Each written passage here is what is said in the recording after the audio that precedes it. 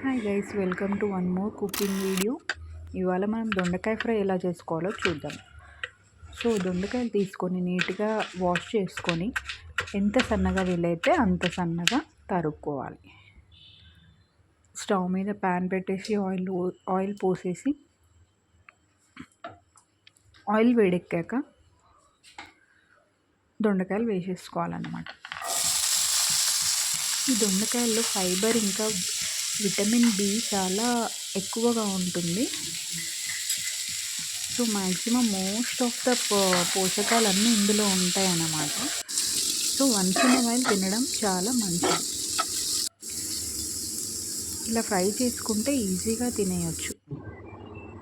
So ఉప్పు, కారం, పసుపు వేసేసుకున్నాను అనమాట. క్లిప్పింగ్ మిస్ అయిపోయింది.